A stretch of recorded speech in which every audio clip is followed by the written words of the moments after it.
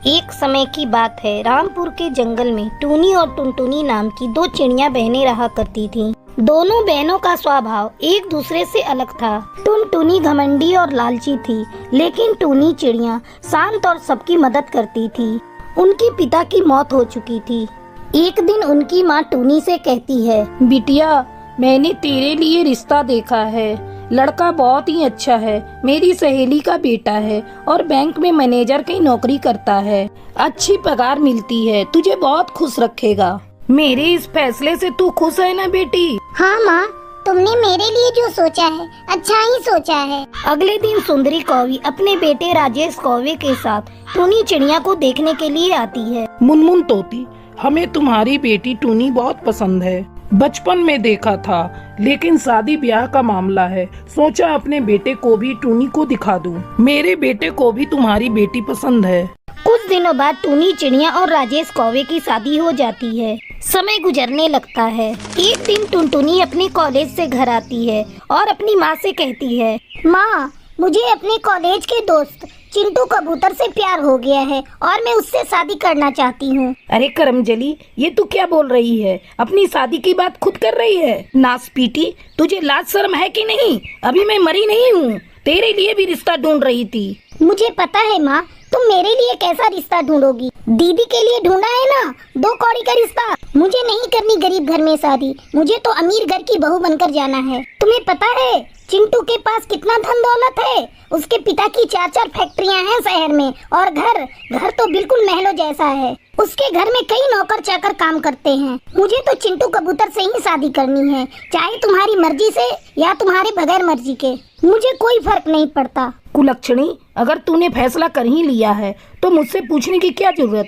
तू जिससे कहेगी मैं उससे तेरी शादी करा दूंगी। और इस तरह टुनटुनी की शादी चिंटू कबूतर से हो जाती है। शादी के कुछ दिनों बाद टुनटुनी चिड़िया अपनी बड़ी बहन टूनी चिड़िया से मिलने के लिए उसके घर जाती है। उस समय टूनी अपने घर की सफाई कर रही थी। अरे टुनटुनी, मुझे पता होता तो आज तेरे जीजा जी को जाने नहीं देती, उन्हें रोक लेती, वो तुम्हें रिसीव कर लेते। अरे नहीं दीदी, तुम्हें तो पता है मैं कितने बड़े घर की बहू हूँ, अपनी कार लेकर आई हूँ। तुम्हारी जैसी गरीब थोड़े ना हूँ जो बस में धक्के खाती रहूँ। अरे बाप रे, अब तू बस बोलती ही रहेगी या कुछ खाएगी पिएगी भी? तो रुक, अभी मैं तेरे लिए गर्मा गर्म चाय बनाकर लाती हूँ। क्या दीदी, इतनी गर्मी में चाय पिलाकर तुम मुझे मार डालोगी क्या? ये तू कैसी बातें कर रही है टुनटुनी? मेरे पास फ्रिज नहीं है ना, इसलिए मैं तुझे ठंडी कोल्ड ड्रिंक नहीं पिला सकती। ये सब छोड़ो दीदी, पहले जाकर तुम फ्रेश हो लो। अभी अभी तुमने घर की सफाई की है ना, तुम्हारे शरीर से बदबू आ रही है। मुझे तो ये सब करने की आदत नहीं, मेरे घर सैकड़ों नौकर चाकर हैं, मैं तो बस बैठे बैठे ऑर्डर करती हूँ।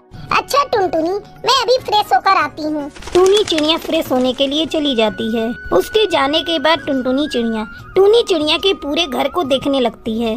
पता नहीं ये दीदी ऐसे टूटे फूटे घर में कैसे रहती है। छी, मैं तो ऐसे घर में 1 मिनट भी ना रहूं। तभी टूनी चिड़िया चाय नाश्ता लेकर आ जाती है। ये ले टुनटुनी, चाय पी ले।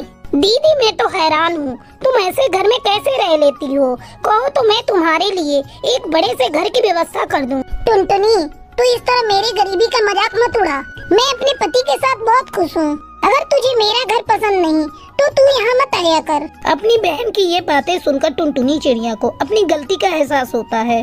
दीदी मुझे माफ कर दो, मैंने अपने अमीरी के घमंड में आपके दिल को ठेस पहुंचाई है।